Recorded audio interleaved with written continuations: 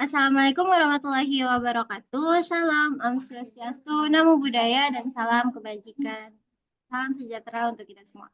Selamat pagi kepada dosen pengampu mata kuliah pengantar ilmu ekonomi dan bisnis yaitu Bapak Maulana Amirul Adha SPD MPD dan juga teman-teman sekalian. Perkenalkan, saya Nisrina Mumtaz, perwakilan dari kelompok 9 yang akan menjadi moderator dalam presentasi pagi hari ini. Adapun anggota dari kelompok kami yaitu Saya Muhammad Rifau ini. Saya Retilaranya Ramadhani. ini topik presentasi yaitu penghantar ilmu ekonomi yaitu pertumbuhan ekonomi. Berikut ada daftar isi yang akan kita bahas pada presentasi kali ini. Yang pertama adalah latar belakang, pengertian pertumbuhan ekonomi, faktor-faktor pertumbuhan ekonomi, dampak pertumbuhan ekonomi, indikator pertumbuhan ekonomi, rumus-rumusnya, dan kekuatan pertumbuhan ekonomi dan juga lainnya. Slide pertama akan dibacakan oleh Husen.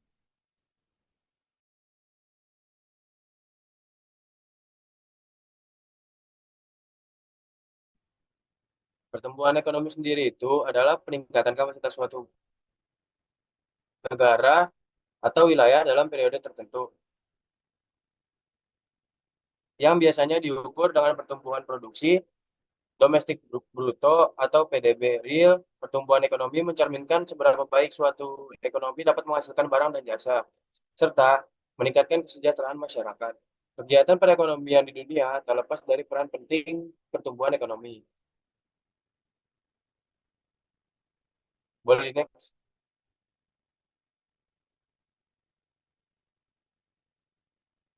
Oke, di sini ada faktor-faktor pertumbuhan ekonomi, ada 6 ya. Nomor satu itu ada investasi. Investasi itu sendiri adalah peningkatan investasi dalam infrastruktur, industri, dan teknologi dapat meningkatkan kapasitas produksi. Nomor dua ada sumber daya manusia. Pendidikan dan pelatihan yang baik meningkatkan keterampilan ketenagakerjaan yang pada gilirannya meningkatkan produksi. Oke, nomor tiga ada inovasi dan teknologi. Kemajuan teknologi dapat meningkatkan efisiensi dan menciptakan produk baru. Nomor empat ada kebijakan pemerintah. Kebijakan fiskal dan moneter yang mendukung pertumbuhan seperti pengurangan pajak atau suku bunga rendah dapat merangsang investasi dan konsumsi. Nomor 5 ada stabilitas politik. Lingkungan politik yang stabil menarik investasi asing dan domestik. Nomor 6 ada perdagangan internasional.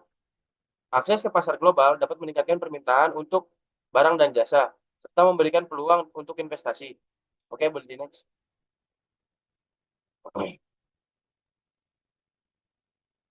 Di sini ada dampak pertumbuhan ekonomi, ada 4, yaitu satu peningkatan kesejahteraan. Pertumbuhan ekonomi yang berkelanjutan dapat meningkatkan pendapatan per kapita dan standar hidup masyarakat. Nomor dua, ada pengurangan kemiskinan. Dengan meningkatnya lapangan kerja dan pendapatan, tingkat kemiskinan dapat berkurang.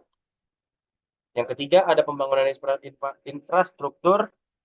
Pertumbuhan ekonomi yang sering kali diiringi dengan pembangunan infrastruktur yang lebih baik, seperti jalan, jembatan, dan fasilitas kesehatan. Nomor empat, ada dampak lingkungan. Pertumbuhan ekonomi yang cepat dapat menyebabkan dampak negatif terhadap lingkungan jika tidak dikelola dengan baik, seperti polusi dan eksploitasi sumber daya alam. Boleh di next?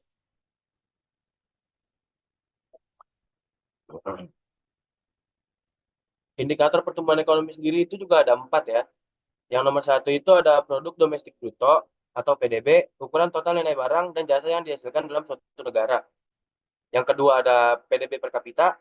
PDB dibagi dengan jumlah penduduk, memberikan gambaran tentang pendapatan rata-rata per orang. Yang ketiga ada tingkat pengangguran, menunjukkan seberapa banyak tenaga kerja yang tidak dapat menemukan pekerjaan yang dapat mempengaruhi pertumbuhan. Yang keempat, itu indeks pembangunan manusia atau IPM, mengukur kesejahteraan masyarakat berdasarkan kesehatan, pendidikan, dan pendapatan. Oke, boleh di next.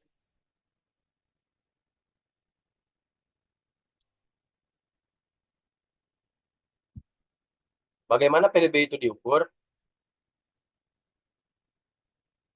Untuk mengukur PDB setiap kuartal, Biro Statistika Australia atau ABS mengumpulkan data dari rumah tangga, perusahaan, dan lembaga pemerintahan.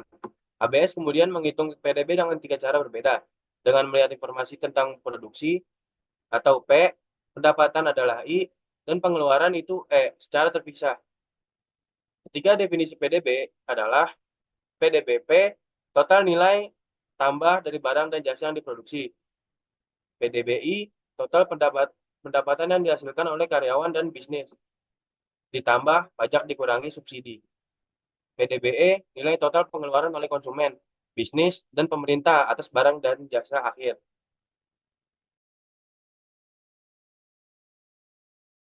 Ini adalah tiga cara berbeda untuk memperkirakan hal yang sama.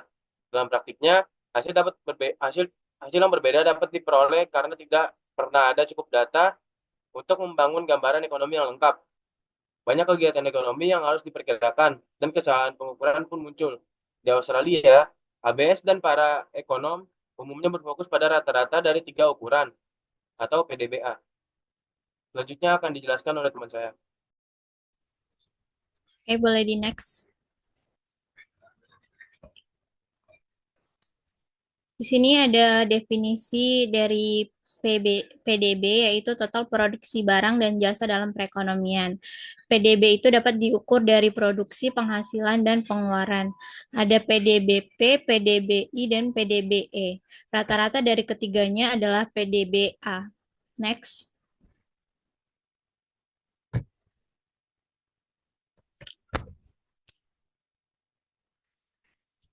Selanjutnya adalah rumus untuk menghitung pertumbuhan ekonomi. Pertumbuhan ekonomi sama dengan pertumbuhan PDB tahun ini dikurang dengan pertumbuhan PDB tahun sebelumnya per PDB tahun sebelumnya dikali 100%.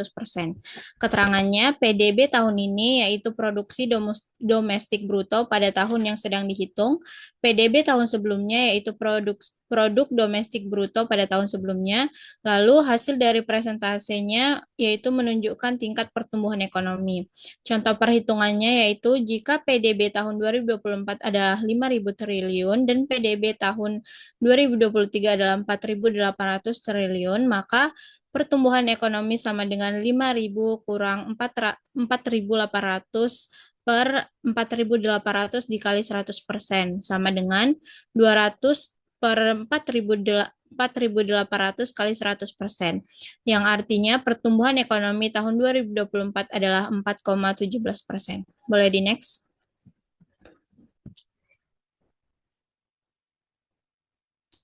Selanjutnya ada kekuatan pertumbuhan ekonomi.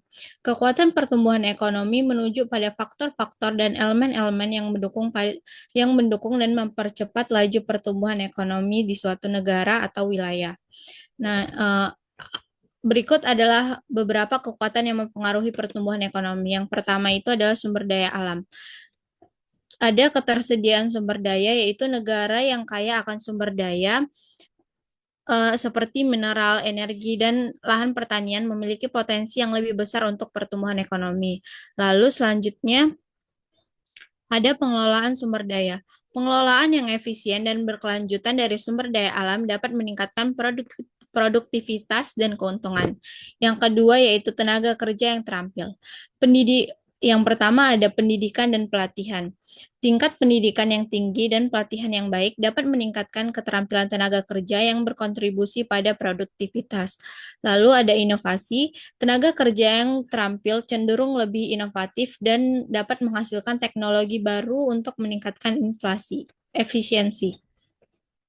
Lalu yang ketiga adalah infrastruktur yang baik.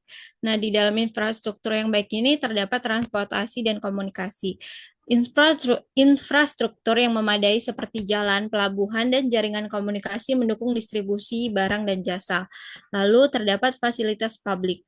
Akses yang dilayani ketika akses ke layanan kesehatan, pendidikan, dan utilitas dasar mendukung kualitas hidup dan produktivitas. Lalu yang keempat yaitu stabilitas politik dan ekonomi. Terdapat kepastian hukum. Lingkungan hukum yang stabil dan transparan memiliki investasi domestik dan asing. Lalu ada kebijakan ekonomi yang konsisten. Kebijakan fiskal dan moneter yang stabil membantu menciptakan kepercayaan di kalangan investor dan pelaku ekonomi. Yang kelima yaitu akses pasar global. Pasar internasional memungkinkan negara untuk mengeksplor produk dan menarik investasi asing. Lalu ada kerjasama ekonomi. Perjanjian perdagangan dan kerjasama ekonomi dengan negara lain dapat meningkatkan peluang pertumbuhan. Next.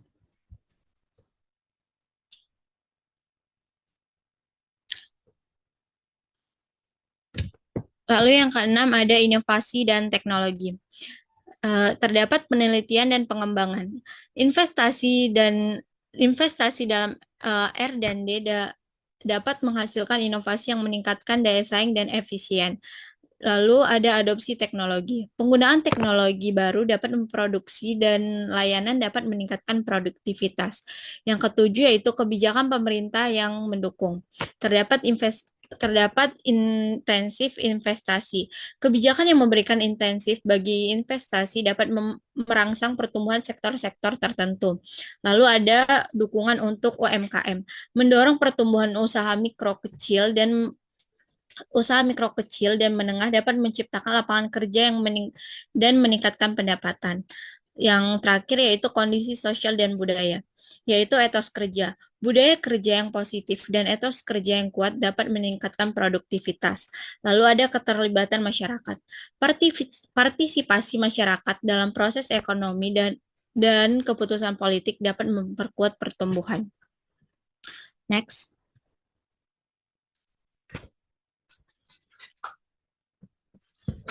Lalu di sini ada bagaimana perekonomian suatu negara tumbuh. Perekonomian suatu negara dapat tumbuh melalui serangkaian proses dan faktor-faktor yang terkait. Nah, di sini ada beberapa faktor. Yang pertama yaitu investasi. Investasi terbagi menjadi dua, yaitu investasi modal dan investasi manusia. Investasi modal merupakan peningkatan investasi dalam infrastruktur, pabrik, dan teknologi dan dapat meningkatkan kapasitas produksi. Investasi ini berasal dari sektor swasta maupun pemerintah. Lalu yang kedua yaitu investasi manusia. Pendidikan dan pelatihan yang lebih baik untuk tenaga kerja meningkatkan keterampilan dan produktivitas. Yang kedua ada inovasi dan teknologi. Terdapat riset dan pengembangan, yaitu investasi dalam penelitian dan pengembangan menghasilkan inovasi yang dapat meningkatkan efisiensi dalam menciptakan produk baru. Lalu selanjutnya ada adopsi teknologi. Penggunaan teknologi baru dalam proses produksi dapat mengurangi biaya dan meningkatkan output. Yang ketiga yaitu ketersediaan sumber daya alam. Terdapat pengelolaan sumber daya alam. Negara yang memiliki sumber daya alam yang melimpah dapat memanfaatkannya untuk meningkatkan produksi dan ekspor. Lalu ada diverifikasi dalam sumber daya. Mengembangkan berbagai sektor ekonomi, misalnya pertanian, industri, dan jasa, membantu mengurangi ketergantungan pada suatu sumber daya. Yang keempat yaitu stabilitas politik dan kebijakan ekonomi. Terdapat kepastian hukum, yaitu lingkungan hukum yang stabil dan transparan, menarik investasi domestik dan asing. Lalu kebijakan ekonomi yang pro-bisnis. Kebijakan yang mendukung pertumbuhan seperti pengurangan pajak dan regulasi yang lebih ringan dapat merangsang aktivitas ekonomi. Lalu yang kelima yaitu perdagangan internasional. Ada akses ke pasar global, yaitu memperluas akses ke pasar internasional melalui perjanjian perdagangan dapat meningkatkan permintaan untuk barang dan jasa. Lalu ada ekspor. Meningkatkan volume ekspor dapat memberikan pendapatan tambah bagi negara dan menciptakan lapangan kerja. Boleh di next.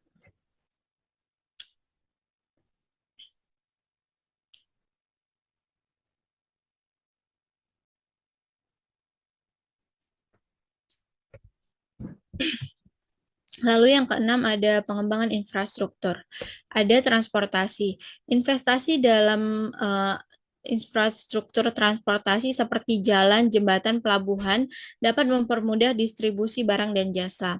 Lalu yang ketujuh yaitu kondisi sosial dan budaya.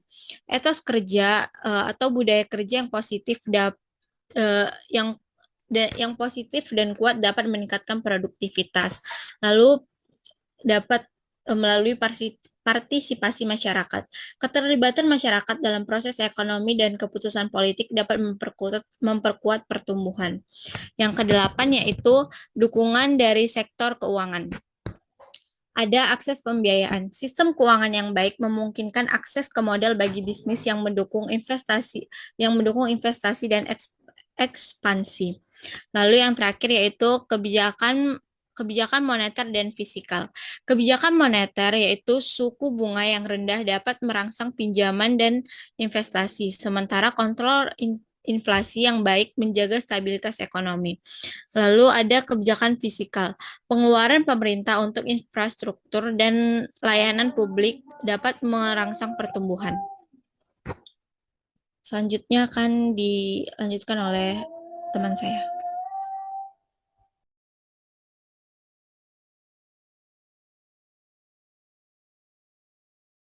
Baik, selanjutnya adalah sejarah pertumbuhan ekonomi dan teknologi. Sejarah pertumbuhan ekonomi dan teknologi sangat erat kaitannya, karena kemajuan teknologi seringkali menjadi pendorong utama. Yang pertama, zaman prasejarah. Zaman prasejarah adalah inovasi awal, menggunakan alat-alat batu dan teknik berburu dan mengumpulkan makanan. Inovasi ini meningkatkan efisiensi dalam memperoleh sumber daya. Kedua, ada pertanian. Penemuan pertanian sekitar 10.000 SM mengubah cara hidup manusia, memungkinkan masyarakat untuk menetap dan membentuk komunitas yang lebih besar. Yang kedua, ada zaman klasik, 500 sampai 500 M. Perdagangan dan infrastruktur, masyarakat mulai mengembangkan sistem perdagangan dikomplekskan di jalan dan pelabuhan. Contohnya Romawi dan teknologi pertanian, penggunaan teknik irigasi dan alat pertanian yang lebih efisien. Yang ketiga ada pertengahan 100 sampai 1500. Revolusi pertanian, inovasi seperti bajak besi dan rotasi tanaman meningkatkan hasil pertanian yang mendukung pertumbuhan populasi. Pengembangan teknologi, pembuatan kincir angin dan itu meningkatkan efisiensi dalam produksi. Yang keempat ada revolusi industri akhir abad ke-18 sampai awal abad ke-19. Inovasi besar, temuan mesin uap, mesin tenun, dan teknologi baru dalam penerbangan dan transportasi. Ini mengubah cara produksi barang dan efisiensi. Urbanisasi, pertumbuhan industri yang menyebabkan migrasi besar-besaran dari kota ke kota, yang pada gilirannya menciptakan pasar baru dan peluang ekonomi. Yang kelima, ada abad ke-20. Teknologi informasi, penemuan komputer, dan internet mengubah cara bisnis beroperasi dan cara informasi disebarkan. Globalisasi, teknologi transportasi dan komunikasi yang lebih baik memungkinkan perdagangan internasional dan investasi lintas negara. Yang terakhir, ada abad ke-21, revolusi digital. Kemajuan dalam teknologi informasi, kecerdasan buatan, dan otomatisasi mempengaruhi hampir semua sektor ekonomi. Ekonomi berbasis pengetahuan, pertumbuhan ekonomi semakin bergantung pada inovasi dan pengetahuan, dengan sektor teknologi menjadi pendorong utama pertumbuhan. Selanjutnya ada hubungan antara pertumbuhan, ketimpangan, dan kemiskinan. Yang pertama, pertumbuhan ekonomi dan kemiskinan. Adalah pertumbuhan ekonomi yang kuat dapat membantu mengurangi kemiskinan. Namun, jika pertumbuhan tidak inklusif hanya menguntungkan segelintir orang, maka kemiskinan dapat tetap tinggi.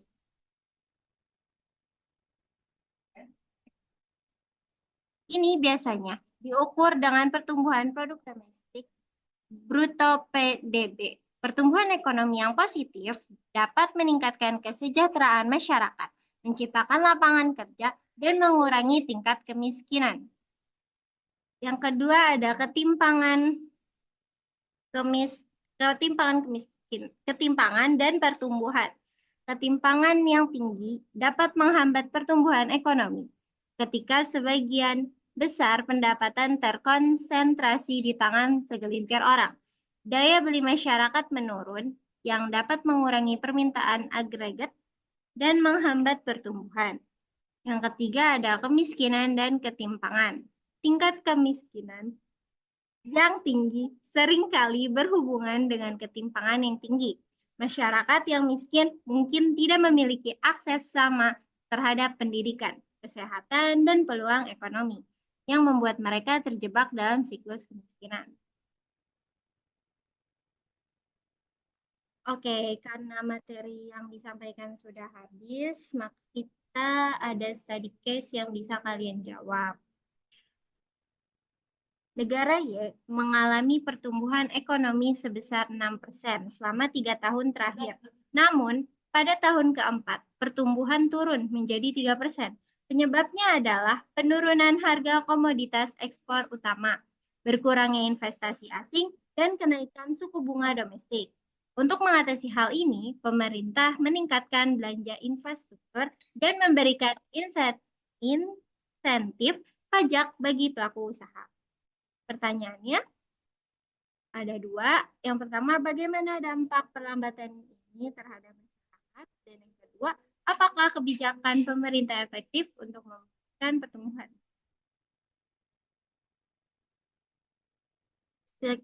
Sekian presentasi dari kelompok kami. Bila ada pertanyaan, silahkan tulis di kolom komentar. Sekiranya kami bisa jawab, kami jawab. Sekiranya tidak, nanti dulu. Sekian presentasi dari kelompok kami. Kurang lebihnya mohon maaf. Wassalamualaikum warahmatullahi wabarakatuh.